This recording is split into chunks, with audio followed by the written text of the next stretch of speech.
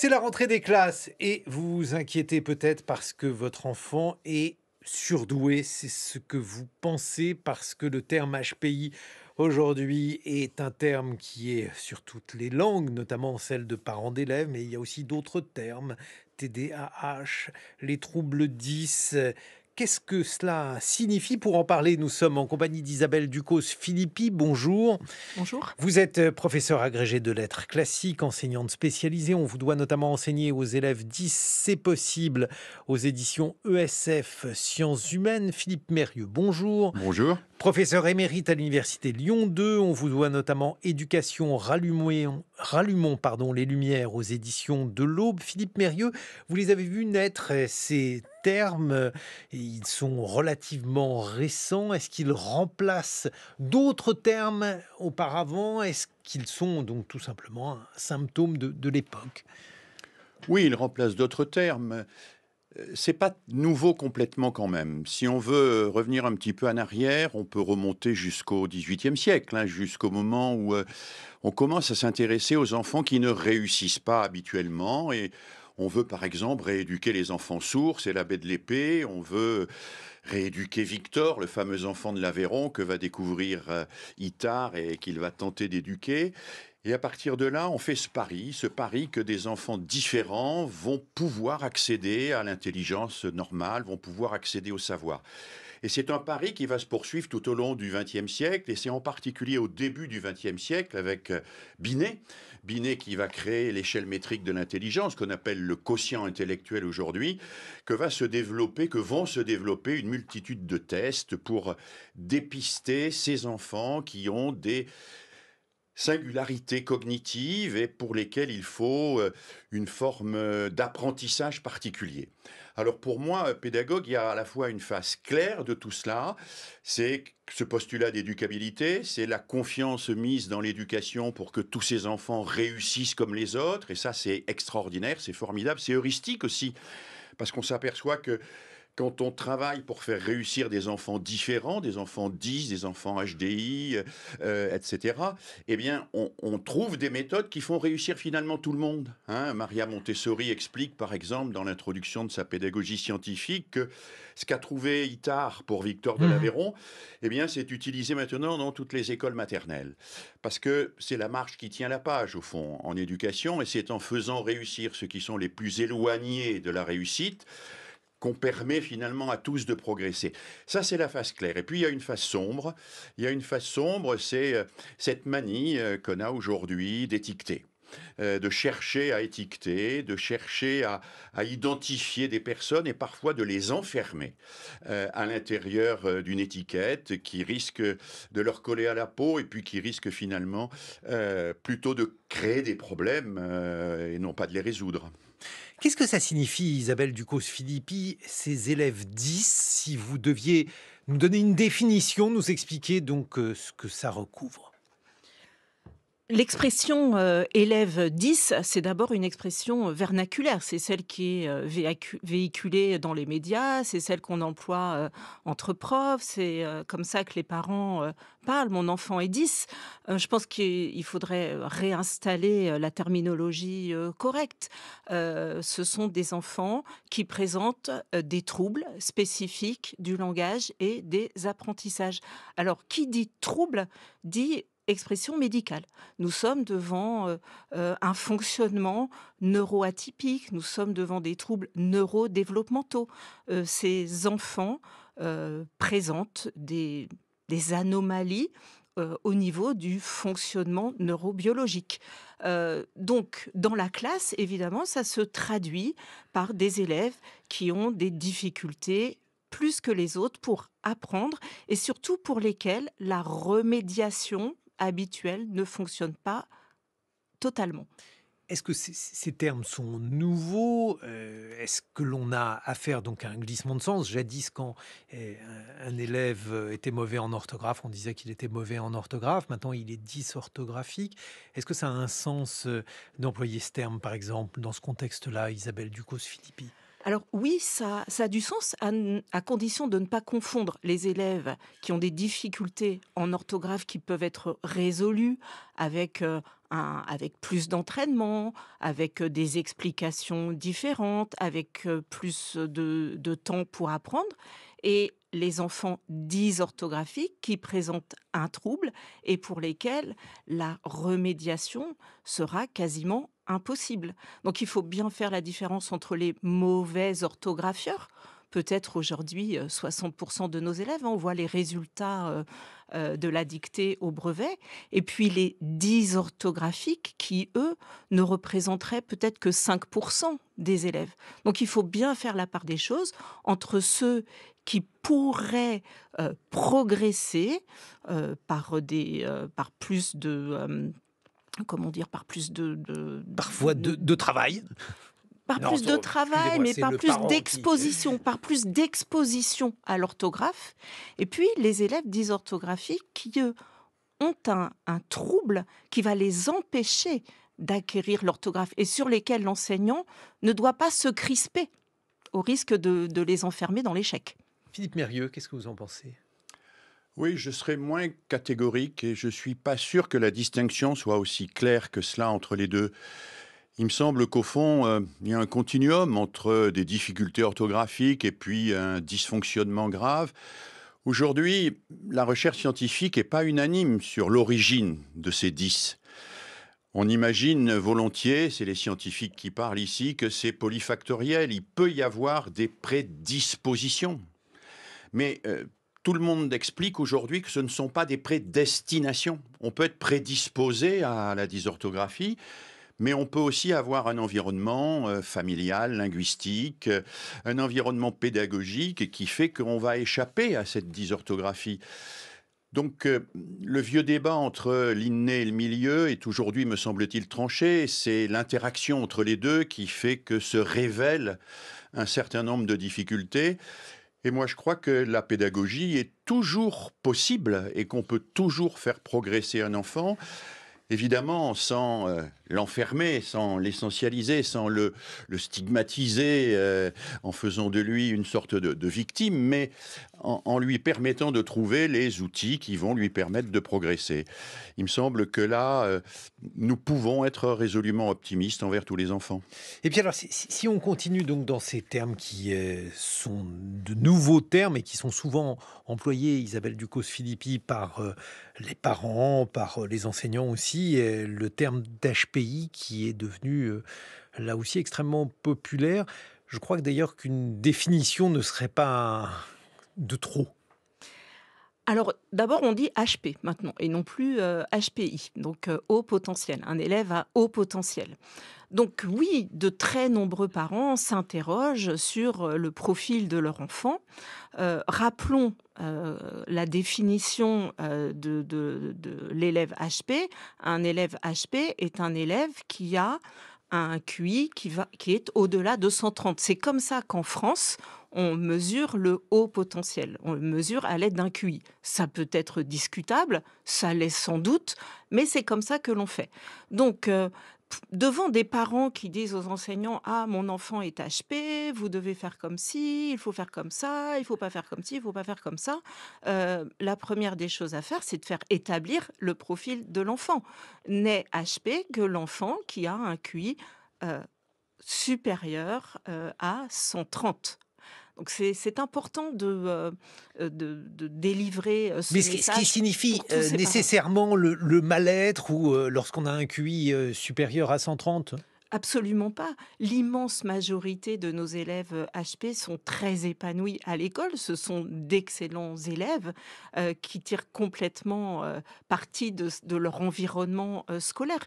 Une infime minorité, effectivement, peut se sentir en décalage, se pose des questions existentielles, ne parviennent pas à comprendre pourquoi, alors qu'ils donnent le résultat juste, ils n'ont pas le nombre de points qui correspond parce qu'ils n'ont pas fait la démonstration de leur calcul.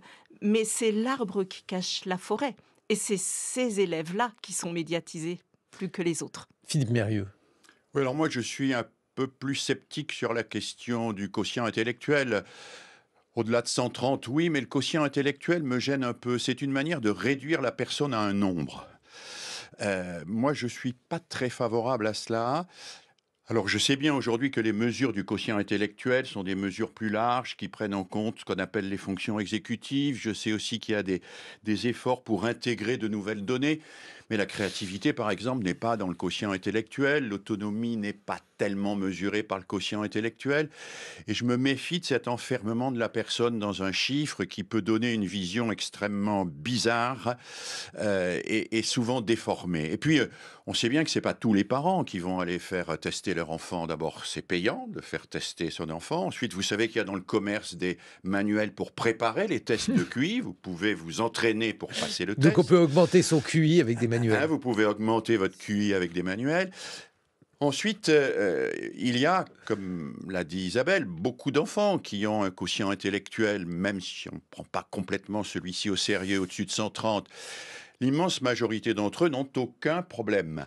Alors, ceux qui ont des problèmes, on ne sait pas si c'est à cause de leur QI au-dessus de 130 ou si c'est parce que tout simplement, les gens qui ont un QI au-dessus de 130 ne sont pas exonérés des difficultés qu'ont les autres. Mais pas, et ils peuvent avoir d'autres difficultés. Pardonnez-moi, je vous coupe, Philippe Mérieux, Non, parce que donc, jadis, il y avait ce qu'on appelait des surdoués. Maintenant, donc, ce sont des HPI, maintenant des HP, dites-vous, Isabelle Ducos-Philippi.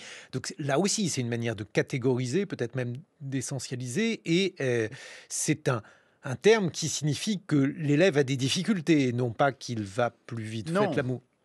Stricto sensu, et toutes les recherches là-dessus le montrent. Mon collègue Ramuz, avec qui je suis en désaccord sur beaucoup de choses, a fait là-dessus des travaux extrêmement approfondis qui montrent que l'immense majorité des élèves qui ont un quotient intellectuel au-dessus de 130 n'ont aucune difficulté et ne sont pas repérés. Ils ne sont pas repérés parce qu'ils ne passent pas le test, le WISC ou le QI. Non, avoir un quotient intellectuel au-dessus de 130 n'est pas en soi un problème. Ce qui est un problème, c'est d'être particulièrement émotif quand on a ce quotient-là, c'est d'être particulièrement stressé, c'est d'avoir eu des accidents de la vie. Bien, les corrélations sont faibles, on trouve peu de corrélations et finalement, elles sont extrêmement ténues. Isabelle Ducos-Philippi. Je rejoins complètement Philippe Mérieux. Il n'y a pas de corrélation entre être HP et une prédestination à plus d'émotivité ou une hypersensibilité. Absolument pas. En tout cas, ça n'a pas été démontré scientifiquement. Mais encore une fois, les familles et les médias s'emparent de ce qui ne fonctionne pas bien. Donc, on ne parle pas de cette immense majorité d'élèves HP qui réussissent très bien à l'école et qui n'ont aucun problème. Et les TDAH, enfin, donc l'hyperactivité, là aussi, c'est quelque chose dont on parle beaucoup et qui était jadis ignoré. Alors le TDAH, le trouble du déficit d'attention avec ou sans hyperactivité, est également classé dans les troubles neurodéveloppementaux comme les troubles 10.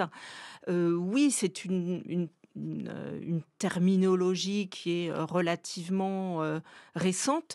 Il faut bien comprendre qu'on est sur un spectre d'élèves extrêmement différent entre l'élève TDA, celui qui a un trouble du déficit d'attention et qui en classe ne se fera pas du tout remarquer, mais qui ne capte pas les informations. Et puis l'élève qui a une hyperactivité, on ne voit que lui, évidemment, on va avoir des profils d'élèves extrêmement différents. Oui, alors, Philippe Mérieux. Le TDAH, il faut le relativiser quand même. Quand Binet, dont on parlait tout à l'heure, le fondateur de l'échelle métrique de l'intelligence, va tester les enfants, il ne repère pas les TDAH, il repère les apathiques. Parce qu'à l'époque, les anormaux, ce sont les apathiques. Ah oui. Aujourd'hui, les anormaux, c'est les TDAH. Alors ça nous dit quand même quelque chose à la fois de ce que c'est qu'une classe, de ce que sont les problèmes sociaux et de ce que sont les problèmes éducatifs d'une société. Qu'était-ce qu'un apathique pour Binet? C'était un élève qui réussissait à se concentrer. Était un élève anormal, c'était un élève 10. Les élèves 10 étaient apathiques. Je comprends bien, mais alors ça veut dire qu'il était inerte ou alors qu'il savait se concentrer, lui? Non, qu'ils étaient inertes, qu'ils réagissaient peu ou qu'ils réagissaient pas. Aujourd'hui, on pourrait dire, alors là je fais du mauvais esprit, qu'un élève apathique pose pas trop de problèmes, hein, parce qu'il s'ennuie poliment. Le TDAH, lui, il gêne le déroulement de la classe. Donc tout ceci nous dit quelque chose sur ce que la société fait de ses enfants et ce qu'elle attend de ses enfants. Mais alors, Binet posait des diagnostics, mais il ne guérissait pas avec des médicaments. Là, il y a une question également Oui, alors Binet quand même, il guérissait pas, mais il a proposé, c'est lui qui a créé ce qu'on appelle les classes de perfectionnement. Et il faut rappeler que quand Binet crée les classes de perfectionnement, c'est pas pour y mettre les élèves qui ont un faible QI ou qui sont en difficulté, c'est pour repérer parmi ceux qui ont été écartés, ceux dont le QI permettrait de penser qu'ils peuvent continuer à étudier. Et donc Binet nous met en garde, il nous dit un QI faible ne signifie rien parce qu'on peut toujours rater un test de QI, mais un QI fort pour un élève qui est faible à l'école, ça signifie que l'école n'a pas fait son travail. Et donc, c'était déjà les 10 et les HPI, pardon, les HP. Maintenant, c'est ce qu'il faut dire. Isabelle Ducos-Philippi, on se retrouve dans quelques instants. Enseigner aux élèves 10, c'est possible, aux éditions ESF. Sciences humaines, Philippe Mérieux. Éducation, rallumons les lumières. On parlera d'ailleurs des lumières des portables, puisque semble-t-il, en cette rentrée, il y a quelques établissements qui voudraient les faire s'éteindre. Vous nous direz si ça peut éventuellement calmer certains TDAH ou certains 10. En attendant, il est 8h sur France Culture. Retour à l'école avec une prise en compte des singularités scolaires, ou plutôt une manière de nommer des singularités scolaires qui existaient auparavant ou pas. Des troubles 10, TDAH, HP, on en parle avec Isabelle Ducos-Philippi, vous êtes professeur agrégé de lettres classiques, on vous doit enseigner aux élèves 10, c'est possible, aux éditions ESF, et puis Philippe Mérieux, professeur émérite à l'université Lyon 2. Philippe Mérieux, nous n'avons toujours pas de Premier ministre, par conséquent le ministre de l'Éducation nationale, la ministre, est démissionnaire.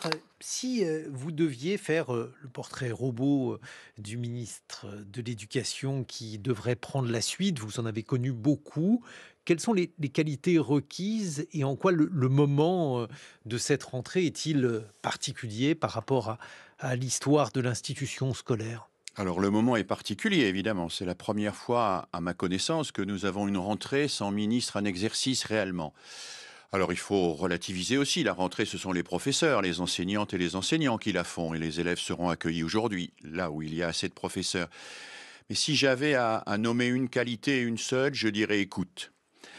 Les enseignantes et les enseignants ont vécu depuis plusieurs années une multitude de réformes qui se sont télescopées, qui sont rentrées les unes dans les autres avant qu'elles soient évaluées, parfois même avant qu'on ait eu le temps de les mettre à neuf complètement. Ils ont vu arriver des décisions qui n'avaient pas été réellement concertées et tout cela est très décourageant. Et je pense que cela joue beaucoup dans le désamour aujourd'hui pour le métier d'enseignant. Un métier malmené parce que dans le fond, on a le sentiment que cette éducation nationale, elle est un moyen de faire passer quelques idées personnelles à un moment donné. Gabriel Attal est arrivé, il a proposé le choc des savoirs. Auparavant, Papa Ndiaye avait proposé un peu plus de mixité sociale. Jean-Marie Blanquer, donc...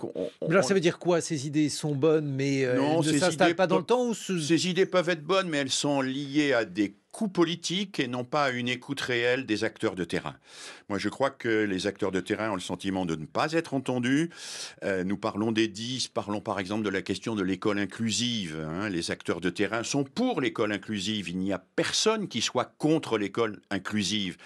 Mais quels sont les moyens que l'on se donne pour qu'elle soit réellement inclusive? Qui peut réellement travailler dans une classe avec des effectifs importants et des élèves en très grande difficulté? Quelle formation donner?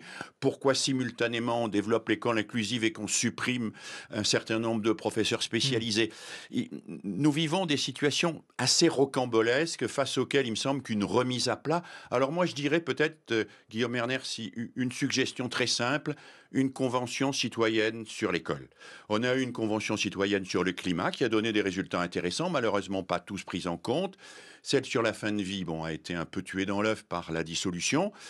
mais une convention citoyenne sur l'école qui prenne le temps, qui regarde sérieusement les problèmes, qui écoute les acteurs et qui demande au ministre d'arrêter d'annoncer des réformes permanentes avant d'avoir mis en œuvre et évalué les précédentes. Mais Philippe Mérieux vient de le dire, Isabelle Ducos-Philippi, une école inclusive, bon, c'est un souhait que tout le monde peut formuler. Et puis sur le terrain, bien, il y a ne serait-ce qu'un problème de moyens. On l'a vu avec les élèves en situation de handicap, alors même qu'il y a les Jeux paralympiques qui devraient notamment favoriser cette inclusion. Qu'est-ce que vous en pensez? Les obstacles systémiques sont importants. Philippe Mérieux vient de les évoquer. Des effectifs de classe pléthoriques, hein, qui sont souvent les plus nombreux en Europe, des difficultés de recrutement des AESH, et néanmoins, les enseignants, dont je fais partie puisque j'enseigne moi-même, nous prenons les problèmes à bras le corps, autant que nous le pouvons dans la classe.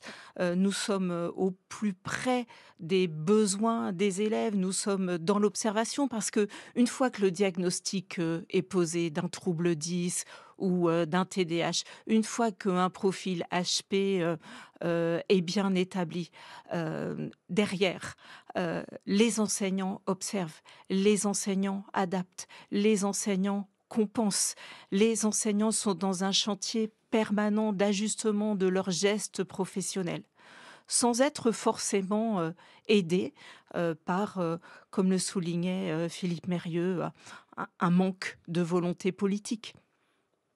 Justement, Philippe Mérieux, est-ce que cela pourrait changer ce manque de volonté politique? Parce que on voit bien que bon, il y a deux volets dans l'éducation nationale. Il y a les élèves, donc les familles, et puis les professeurs. Et de chaque côté, il y a des mécontentements. Le moral des enseignants semble bas, peut-être même très bas. Et puis, du côté des familles, il y a aussi des doutes sur la capacité de l'école aujourd'hui de faire face aux questions que nous pose la société. Qu'est-ce que vous en pensez?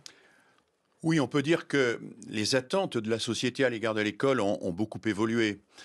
Au fond, l'école dans laquelle moi j'ai été élevé était une école pour laquelle il fallait que tous les enfants soient identiques. Je ne veux voir qu'une tête.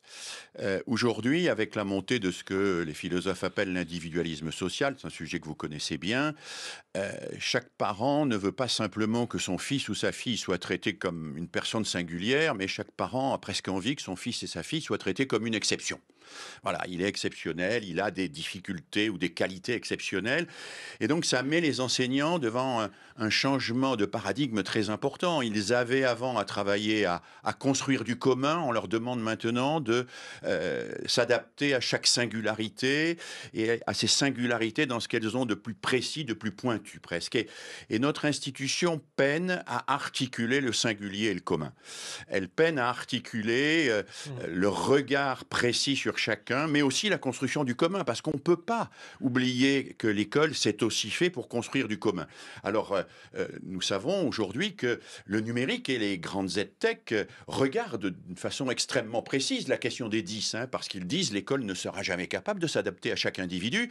Nous allons faire des programmes avec le learning analytique, etc., qui vont faire qu'on va s'adapter à chacun. Qu'est-ce que vous en pensez? On imagine que chacun des 10 sera chez lui avec un logiciel adapté, mais alors on perd le commun, on perd le ensemble. Et vous savez que les fondateurs de l'école républicaine disaient que l'école n'est pas simplement faite pour apprendre, elle est faite pour apprendre ensemble, et le ensemble est aussi important que le apprendre.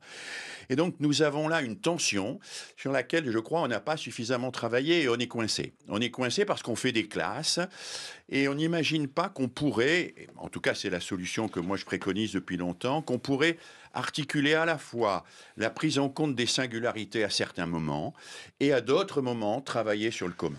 Donc on oscille entre des groupes homogènes et des groupes hétérogènes, sans articuler les deux d'une manière fine, ce qui me semble être un chantier à travailler devant nous. Mais c'est un chantier, moi je n'ai pas de solution toute faite. C'est pour ça que j'évoquais tout à l'heure un travail de concertation avec les parents, avec les élèves aussi, parce qu'ils ont un point de vue là-dessus, et avec bien sûr les enseignantes, les enseignants, les mouvements pédagogiques, et puis tous les citoyens intéressés par l'éducation, parce que Une chose qu'on n'a pas dite depuis le début peut-être, Guillaume Erner, c'est l'importance de l'éducation familiale. Euh, sur la question des 10, nous avons des résultats extrêmement intéressants.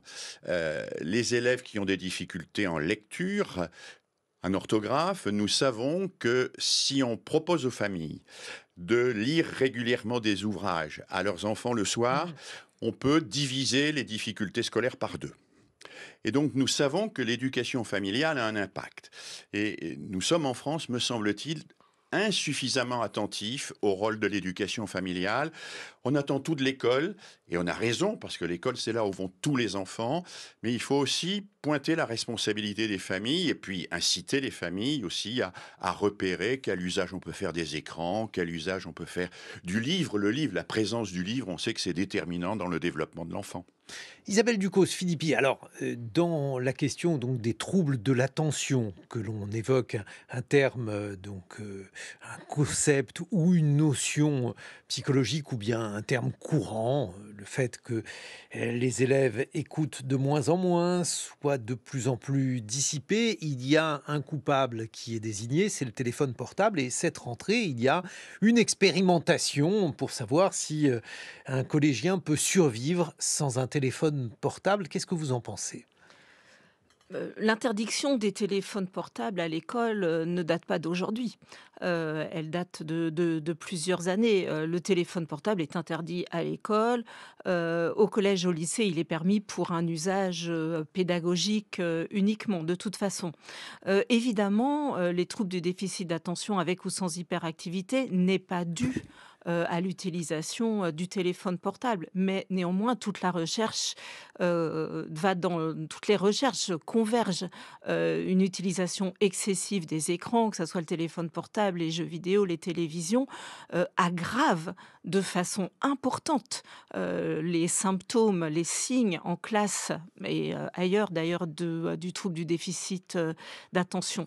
Donc il est largement temps, effectivement, d'éduquer les familles. Là, je rejoins complètement Philippe Mérieux sur un usage raisonné des téléphones portables. Il me semble que dans la Silicon Valley, là où est né le téléphone portable, eh bien, celui-ci est strictement interdit maintenant. On va dans ce sens-là. C'est un peu une fake news, ça, je crois. Je crois que Peut-être. c'est dans les écoles un peu dogmatiques que cela est. Non, peut-être pour prolonger ce que vous Dogmatique, dites, ça veut dire Isabelle. que vous, Philippe Mérieux, par exemple, vous ne prôneriez pas l'interdiction du téléphone Si, portable? si, je suis tout à fait favorable à l'interdiction de l'usage du téléphone portable dans un certain nombre de situations. Simplement, je pense que l'interdit ne suffit pas. C'est-à-dire, je pense que ce qu'il faut, c'est proposer des alternatives. On parle du TDAH, on peut soigner le TDAH par la Ritaline. Mon collègue, le pédopsychiatre Pierre Delion, explique bien, et il est spécialiste du TDAH, qu'il faut en réalité une intervention plurielle, que le TDAH, ça peut se soigner par le sport, par le théâtre, qu'il faut travailler sur un écosystème éducatif équilibré et que pour rééquilibrer cet écosystème éducatif, il y a une multitude de possibilités. La France a pas réellement investi aujourd'hui la question de l'éducation populaire et des loisirs comme étant des lieux où on reprend conscience de l'importance de la déconnexion, du rapport avec la nature, du rapport avec la fabrication, avec les objets, tout ça. Et je pense qu'on se fige sur des définitions très scolaires du TDAH avec des remédiations très scolaires, quand il serait intéressant de montrer que ce type de trouble s'inscrit dans un contexte plus large et que si Pierre est dyslexique, il est aussi amateur de manga, qu'on peut lui faire une conférence dessus, qu'il adorerait faire des expériences scientifiques dans la forêt et que ça l'aiderait aussi à surmonter ses difficultés d'attention et à se fixer sur quelque chose plus longtemps. Donc cette approche globale, plurielle, me paraît importante et elle me paraît susceptible de pour ne pas essentialiser justement et enquister les gens dans des définitions trop rigides. Non, mais alors justement, parce que là, il s'agit de ne pas essentialiser, de considérer que on peut tous avoir un trouble de l'attention. Absolument. Parce que on est face à un objet qui est un objet inédit à cet égard. Absolument. Je pense que notre société a un trouble de l'attention. Notre société, mon collègue Yves Citon, que vous avez reçu, développe ça d'une manière très très juste et très belle. Notre société a perdu l'attention. Et reconstruire l'attention, moi je suis très intéressé par les travaux de mon collègue américain Matthew Crawford. Ça passe, à mon avis, beaucoup par le travail des mains. Le travail des mains. Matthew Crawford dit quand on travaille avec les mains, quand on a la résistance de la terre, la résistance du bois, la résistance du carton, qu'on fabrique quelque chose, eh bien, il y a quelque chose qui se construit dans la tête et on remet en place ce qu'il appelle un dispositif attentionnel. C'est-à-dire qu'on se refixe et à ce moment-là, la tête se remet en marche d'une manière ordonnée. Isabelle Ducos-Philippi. Je ne sais pas si la société a un trouble de l'attention. Encore une fois, ne mélangeons pas tout. Trouble, c'est un terme médical, hein. On est bien sur un dysfonctionnement neurobiologique. En revanche, oui, la société aujourd'hui subit une crise de l'attention. Le recours massif au zapping, il faut aller vite partout, tout le temps, il faut sauter d'une activité à l'autre. On est valorisé quand on est multitâche, l'est-on d'ailleurs, ça c'est à questionner. Donc la société fabrique la crise de l'attention et les enfants, nos élèves, les jeunes subissent cette crise de l'attention. Mais vous n'avez pas l'impression, Philippe Mérieux, que l'on est en train de changer radicalement de civilisation, à cet égard, notamment vis-à-vis de l'école, ce qui expliquerait pourquoi il y a tant d'attentes et tant de déceptions? Citez Matthew Crawford, qui est un philosophe qui a fait une éloge du carburateur, mais il n'y aura bientôt plus de carburateur dans les voitures parce que les moteurs seront électriques. C'est bien le problème. Il y a les écrans qui aujourd'hui sont essentiels et qui font que aux États-Unis, par exemple, la question se pose de savoir s'il faut apprendre aux élèves à écrire avec un crayon, à faire la graphie traditionnelle. Je vous vois écrire avec votre crayon.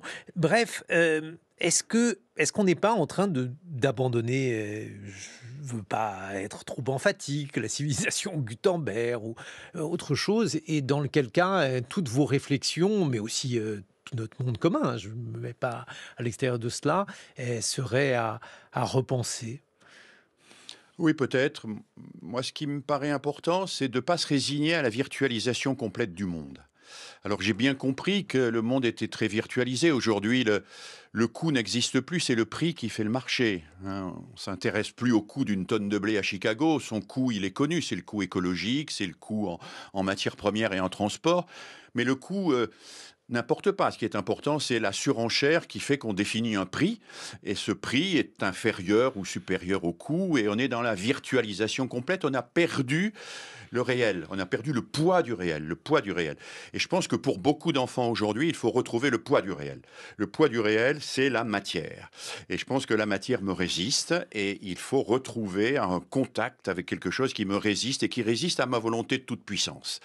Oui, c'est presque lacanien, c'est-à-dire le réel, c'est ce à quoi on se cogne. Oui, c'est ce à quoi je crois exactement. Et je crois que cette nécessité de rencontrer le réel est fondamentale et je suis très inquiet de voir aujourd'hui que, par exemple, on a supprimé une heure de technologie en 6e, alors que c'était une des rares matières où il y avait un peu du réel, qu'on sous-estime le sport et l'éducation physique, enfin peut-être pas à l'époque des Jeux Olympiques, alors que là, on se cogne au réel, effectivement, et qu'il y a toute une série de choses, en fait, toute une série de préjugés qui subsistent, en particulier ce vieux clivage entre travail manuel et travail intellectuel qui est absolument stupide et qui ne correspond absolument à rien.